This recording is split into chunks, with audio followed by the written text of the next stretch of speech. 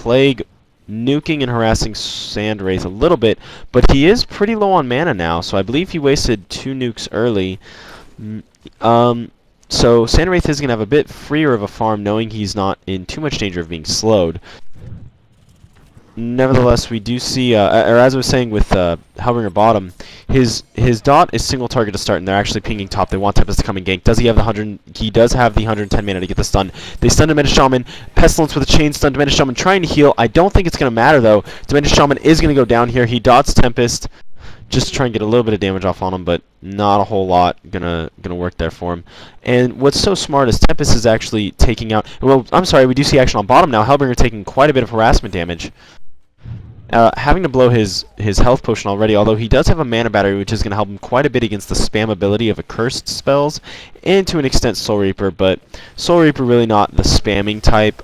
His mana cost is relatively high, and there's the Boil. You see, what I was going to say is it's very hard to hit the Boil, and actually Arachna doing really well in mid against Disciple, until Disciple, of course, brings himself the bottle, and Accursed actually leaving that rune for Disciple, and Sandwraith coming all the way bottom. I kind of... Lane switch, maybe? Yeah, potentially, although I don't like to see your carry walking all the way there. I'd rather see a support buy him a port, you know? Definitely interesting. They may end up running Soul Reaper bottom, and we do see actually Disham did come bottom, Soul Reaper ported top. They definitely decided to lane switch that, and I don't blame them. Like I said, I would have liked to have seen Sandwraith have someone buy him a port, give full control, get the port down there, and get your farm in. Because walking all that time, what's his creep score at? It's got to be not the greatest right now. I'm just trying to find him here. He has 3 creep score, and we do see some action top. Soul Reaper taking a little bit of damage here. But he should be just fine. And you know what? I definitely see the Accursed Soul Reaper lane surviving through the pseudo tri-lane of Tempest, Plague, and Pestilence, even being level down right now. I don't really see how they could die to that as long as they time their heals and their shields properly. Arachna, though, doing a great job in mid here. Not doing too bad against this Solo Corrupted. Yeah, I think, though, well, it depends on this 4-minute rune. If Corrupted can get this 4-minute rune, then Arachna is going to really be in trouble. Oh, Arachna has a bottle as well, actually. Is that a weird item build? I suppose when you're going to try and gimp Corrupted is going to want runes. And oh, action bottom. Yeah, we did see Sandwraith, I believe, going down, but so did Hellbringer. Sandwraith did get the kill before Hellbringer did, so Sandwraith will get the experience, whereas Hellbringer will not. I don't believe you get the experience if you die beforehand and you're not in the area. Nevertheless, the regen rune bottom was picked up by Disciple. He's going to pop the regen as he nukes. Basically, regen stops. Oh, he's going to nuke first, I guess. And then he's going to pop his regen. I guess he had enough mana to nuke already. The thing is regen stops when you hit max. If you go ahead and watch Corrupted, as soon as you hit max, like I said, it stops. It used to be that you had to be attacked in order for it to stop, so you can keep spamming nukes even when you're at full. And we do see action bottom, Sandwraith slowing, Demented Shaman slowing as well. The Boil does go off on both of them, but the heal bomb hits 2 heroes and a creep on Hellbringer. I don't see him, even with the mana battery, getting away from this. Good kill on bottom. Great lane switch by BTN. Really, allowing their Sandwraith to get a lot of kills here, a lot of creep farming. And they've got to be happy with the way that's been going. Accursed Soul Reaper, I haven't been watching them too much top. They seem to be doing just fine. Plague's actually sitting very low right here. And it looks as though he may be getting a nuke off on Soul Reaper, just trying to get some harassment damage. Maybe he's going back to base. No, I don't quite know. And Tempest, of course, jungling quite well.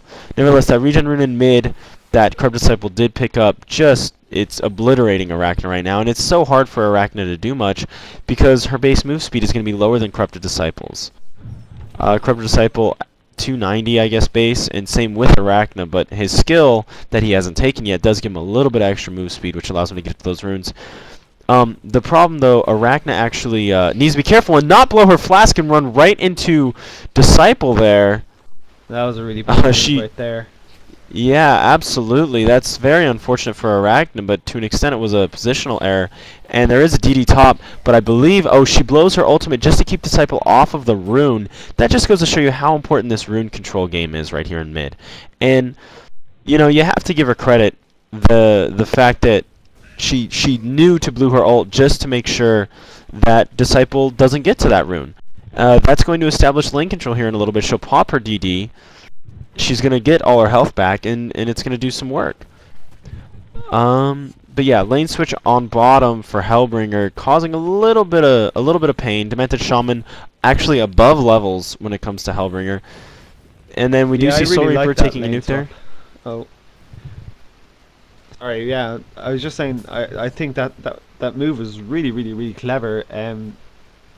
Switching it up so a really strong defensive lane top can handle that really aggressive tri lane, and then at the same time you're giving your carry a really easy time against a solo Hellbringer who, you know, since his nerf a couple of patches ago, can't really solo well, and as we see that they're initiating onto Hellbringer now, got the slow on. This could be another kill, but a dive is going to be involved. Nah, Sandray is going to back off. It's a bit dangerous. And there was some action top actually. Soul Reaper looks like he went down to the Plague Pestilence combo. You know, good job by them. You have your slow and then Pestilence stuns and which slows afterwards. So it's a pretty strong combination. Very aggressive. The you know, in Pestilence farming relatively well, already having his steam boots. Normally you'd see portal key after just normal boots, maybe a bottle or a mana battery or something, if he was going for initiation, or at least very fast initiation. So maybe a bit of divergence in builds here from what you normally see. Tempest coming in, yep. He's going to go ahead. He's going to get heal bombed on by Demented Shaman. He needs to get out of there. Sandwraith is most likely going to go down here to the dot. It is, yep, there goes Sandwraith. But Demented Shaman, man, that heal is just so devastating. It's so hard to get yourself in good position not to take a lot of damage from that heal bomb. Yeah, I mean, Demented Shaman is just so good. He's basically the only babysitter that you can really. It doesn't matter who he's babysitting. The lane is still going to be relatively strong because, you know, he can do everything. We do see some action top. Actually, Soul Reaper is taking a lot of damage here. They of course heal bomb each other, and Soul Reaper is going to get out. Sorry to cut you off there, but I needed to bring that up. Carry on though. Yeah, just saying, Demented Shaman, really strong babysitter. It doesn't matter who he's babysitting, the lane is still going to be strong defensively and offensively because of this really amazing slow and really amazing heal. And that's why he's usually banned. It means that you can't have a good lane with like a Zephyr or a Sandwraith or something like that, because you basically need Demented Shaman for that to be a strong lane. Absolutely, that is something. Oh, actually, we see Soul Reaper coming in here with a health potion on, and Pestilence caught way out of position, all up against the creeps. Actually, gets a stun off on a curse. He may be able to get out of here. I don't know if a curse is going to hit a Cauterize. And is that Sea Creep going to kill him? No, it is not. And it looks as though Plague went down to Soul Reaper, and really just unbelievably bad positioning by that Pestilence, although those Steam Boots definitely helping him out. But Arachna coming in top, putting the ult on Soul Reaper. Soul Reaper trying to heal through it. Not going to happen. Sandwraith ult, but Hellbringer's ult just too much. You're not going to get away. And you know, good ports in to pick off that Soul Reaper, who you definitely don't want to see get farmed. But now with Hellbringer gone, there is nobody in the lane on bottom. Sandwraith free farming, although he's pretty much been free farming this whole game. Let's go ahead, let's take a look at the gold per minute overall. We have 220 on Pestilence and Arachna. Then for the Hellborn side, we have 225 and about 200 on Corrupted and Sandwraith. So no one taking a huge lead right now. Experience team-wise is a 500-point difference. Gold is about the same. So no distinct advantage. And we actually do see some work coming on top. Oh, that's unfortunate. Curse shielding himself, trying to make sure his ultimate does not go off. Unfortunately for him, it did. So he's going to be extremely vulnerable for the next 50 seconds now. Soul Reaper is level 6, using a heal bomb to farm and heal up his ally a little bit. And that lane, it's, you know, Soul Reaper Cursed, I just love it so much. You have aggressive capabilities via tower diving with shield and such, and you have such great defensive capabilities because all dots are going to get negated by a Cursed's shield, and on top of that, you know, it's just such a cheap heal. It's really it's just such a strong lane. And then through the mid game, you're going to see him keeping Corrupted Disciple and Sandwraith alive. I think the fact that it's relatively even right now in both gold and experience, I'm going to have to give the advantage to the Hellborn side, because the longer this game goes with neutralized hero kills and such, and you know, just not a whole lot of ganking from either side,